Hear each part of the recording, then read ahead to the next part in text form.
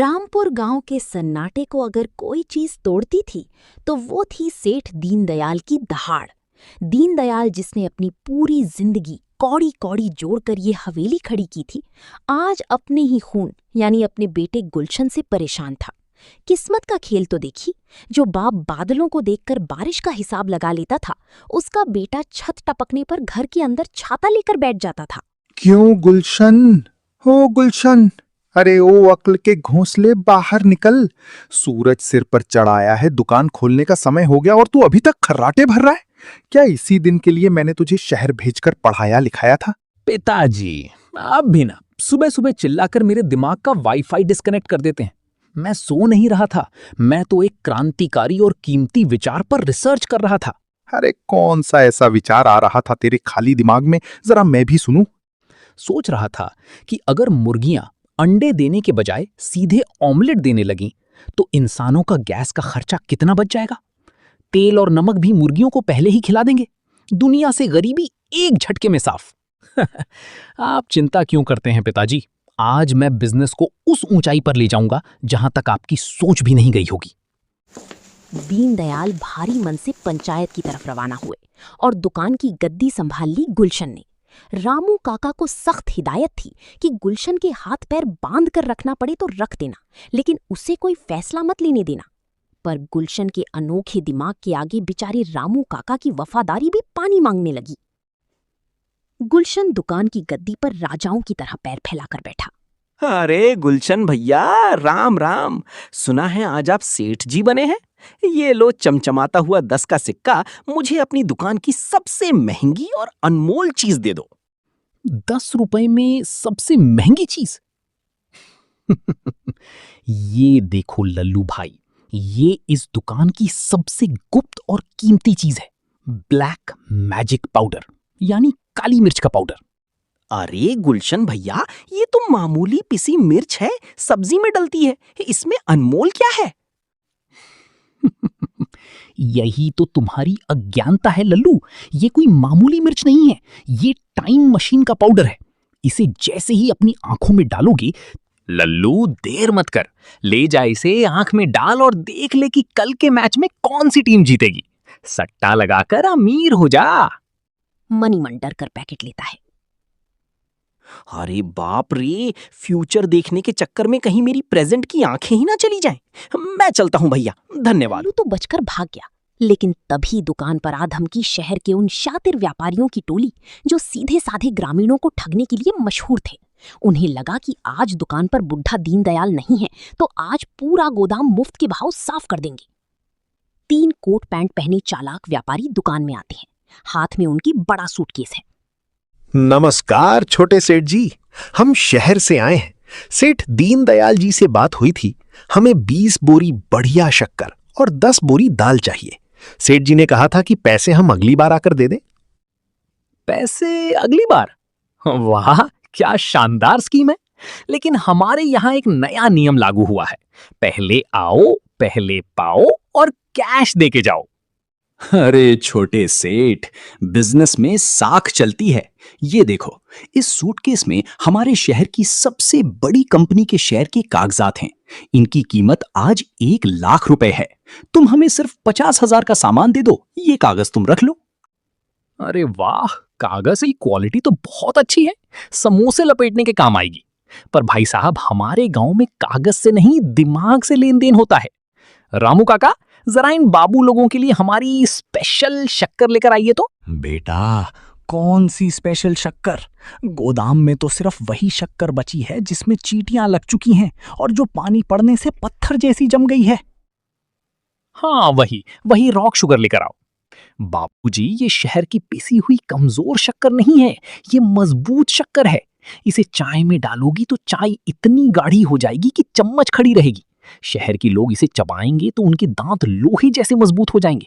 कीमत इसकी दुगनी है, पर आप शहर से आए हैं तो मैं कागज के बदले ये पत्थर वाली शक्कर देने को तैयार हूं। नहीं नहीं, हमें पत्थर वाली शक्कर नहीं चाहिए। हम नगद पैसे ही दे देते हैं, तुम हमें असली वाली शक्कर दो।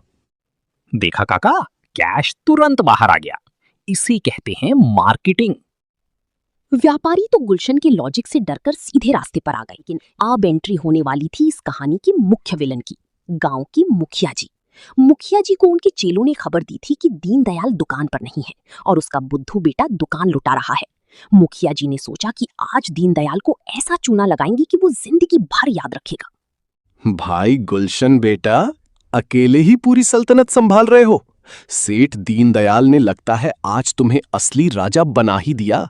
आइए मुखिया जी, राजा तो मैं बचपन से हूँ, बस मुकुट की कमी थी, सो आज पिताजी की गद्दी पर बैठकर वो भी पूरी हो गई। बताइए, आज सुबह सुबह इस गरीब की दुकान पर कैसे आना हुआ? क्या आपके घर का नमक मिर्च खत्म हो गया है जो खुद कष्ट किया? ये देखो, ये कोई साधारण लोटा नहीं है। ये मेरे परदादा जी को हिमालय के एक 200 साल पुराने सिद्ध साधु ने दिया था। ये बाहर से पीतल दिखता है, पर असल में ये गुप्त सोना है। गुप्त सोना? पर मुखिया जी, ये तो पूरी तरह पीतल जैसा पीला पीला दिख रहा है, चमकीला तो बिल्कुल नहीं है। यही तो इस चमत्कारी सोने का रहस्य है बेटा। जो इसे दिन की धूप या रोशनी में देखता है, उसे ये मामूली कबाड़ या पीतल लगता है, लेकिन जैसे ही सूरज पूरी तरह ढल जाता है और रात का अंधेरा होता है, ये कलश सूरज की तरह 24 कैरेट शुद्ध सोने की तरह चमकने लगता है। इसकी असली कीमत तो बाजार में लाखों में है, पर चूंकि तुम्हारे पिताजी मेरे परम मित्र हैं, इसलिए मैं ये खानदानी खजाना तुम्हें केवल 50,000 रुपए में दे दूंगा। वाह मुखिया जी, अद्भुत! क्या साधु थे और क्या कलाकारी है। लेकिन एक बहुत बड़ी समस्या है। पिताजी सुबह जाते समय गल्ले की चाबी अपने साथ ले गए हैं। मेरे पास कैश के नाम पर तो फूटी कौड़ी भी नहीं है। अब इतना बड़ा खजाना मेरे हाथ से निकल जाएगा, मुझे बहुत दुख हो रहा है। अरे, तो इसमें उदास होने की क्या बात है बेटा? तुम दीनदयाल के बेटे हो। दुकान तो माल से खचाखच भरी पड़ी है। कैश नहीं है तो क्या हुआ? तुम इसके बदले मुझे दुकान से 10 कनस्तर शुद्ध देसी घी और 5 बोरी बासमती चावल दे दो। बाकी जो थोड़े बहुत पैसे बचेंगे वो मैं बाद में सेठ जी से समझ लूंगा। सौदा मंजूर? मंजूर मुखिया जी, 100% मंजूर। रामू काका, ओ रामू काका। मुखिया जी मन ही मन अपनी मूंछों पर ताव देकर हंस रहे थे कि आज तो बिना एक पैसा खर्च किए मुफ्त में हजारों का शुद्ध घी और बासमती चावल हाथ लग गया। इधर गुलशन ने रामू काका को गोदाम के उस सबसे पिछले और अंधेरे हिस्से में भेजा, जहां दीनदयाल ने वो सामान छुपा कर रखा था जो पिछले साल की बाढ़ में सड़ चुका था, जिसमें कीड़े लग चुके थे और जिसे अगली सुबह कचरे की गाड़ी में फेंकना तय था।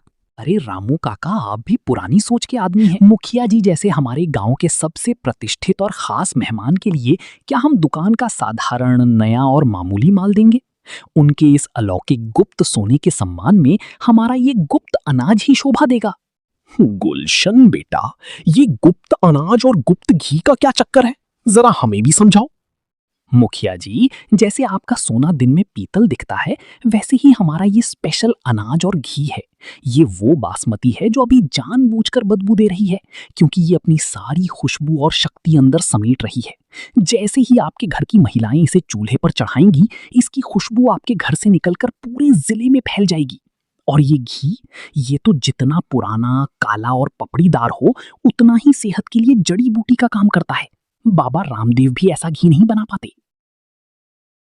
रात के 8 बजे जब सेठ दीनदयाल थके हारे पंचायत से दुकान पर पहुंचे तो वहां सन्नाटा पसरा था। लेकिन जैसे ही उनकी तेज पारखी नजरों ने गोदाम का पिछला हिस्सा खाली देखा और टेबल पर रखे पीतल के एक मामूली लोटे को पाया, उनके पैरों के नीचे से जमीन खिसक गई। गुलशन, हो गुलशन, कहाँ मर गया तू? मेरा कीमती घी कहाँ गया? मेरी बासमती की बोरियां किसने चोरी की? और ये पीतल का कबाड़, ये लोटा यहाँ गद्दी पर क्यों सजाकर रखा है? पिताजी, आप इतनी छोटी छोटी बातों पर चिल्लाकर अपना ब्लड प्रेशर क्यों बढ़ा लेते हैं? मैंने आज इस दुकान के इतिहास का सबसे बड़ा, ऐतिहासिक और क्रांतिकारी सौदा किया है। मुखिया जी खुद अपनी मर्जी से अपना पुश्तैनी, साधु का दिया हुआ गुप्त सोना हमें दे गए हैं। मूर्ख, गधे, अक्ल के दुश्मन, ये कोई सोना नहीं है, ये शुद्ध पीतल का लोटा है। मुखिया ने तेरी मूर्खता का फायदा उठाकर तुझे सरेआम लूट लिया। तूने मेरा हजारों का नुकसान कर दिया। हाय राम, अब मैं इस गांव में किसी को मुंह दिखाने लायक नहीं रहा। पिताजी, जरा शांत हो जाइए और अपने इस होनहार बेटे की पूरी बात तो सुनिए। मुखिया जी को लगा कि उन्होंने एक बच्चे को बेवकूफ बनाकर लूट लिया है, पर असल में मैंने उन्हें वो माल थमाया है जिसे कल सुबह आप खुद पैसे देकर कचरे की गाड़ी में फिकवाने वाले थे। मैंने उन्हें वही सड़ा हुआ अनाज और बदबूदार फंगस लगा घी दिया है, और वो भी उन्हीं का लॉजिक उन्हीं पर चिपकाकर कि रात को ये जादुई खुशबू देगा। क्या क्या कहा तूने? तूने मुखिया को वो सड़ा हुआ बदबूदार कचरा माल दे दिया? पिताजी, और अब मजा देखिए, मुखिया जी कल सुबह खुद यहां भागते हुए आएंगे, लेकिन वो इस कलश को वापस मांगने या पंचायत में शोर मचाने की हिम्मत भी नहीं कर पाएंगे, क्योंकि अगर उन्होंने शोर मचाया तो पूरे गांव को पता चल जाएगा कि मुखिया जी खुद एक सीधे साधे बच्चे को पीतल का लोटा सोना कहकर ठगने की कोशिश कर रहे थे। साख उनकी मिट्टी में। अरे बाप रे, तू तो सच में मेरा ही खून है। शेर का बेटा सवा शेर निकला। मुखिया जी गुस्से में लाल पीले होकर नाक पर रुमाल बांधे अपने लठैतों के साथ दीनदयाल की हवेली पर धमकते हैं। सीपर और पीछे होते हैं। दीनदयाल, ओ दीनदयाल, तुम्हारे इस नालायक बेटे ने मुझे जहर दे दिया है। वो सारा अनाज और घी सड़ा हुआ कबाड़ है। मेरे पूरे घर में भूतिया बदबू फैल गई है। अरे मुखिया जी, सुबह सुबह इतना मत चिल्लाइए, गला बैठ जाएगा। मेरे सीधे साधे और मासूम बेटे ने तो आपको आपकी गरिमा के हिसाब से गुप्त अनाज और गुप्त घी ही दिया था। अब शायद आपकी खुद की नीयत ही साफ नहीं थी, इसीलिए आपका वो चमत्कारी साधु वाला सोना सुबह पीतल बन गया और हमारा गुप्त अनाज मिट्टी और बदबू में बदल गया। इसमें हमारे बच्चे का क्या दोष?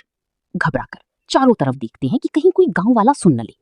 मुखिया जी बिना एक शब्द और बोले अपना सिर झुकाए हवेली से ऐसी दुम दबाकर भागी जैसे उनके पीछे कोई साक्षात भूत लग गया हो।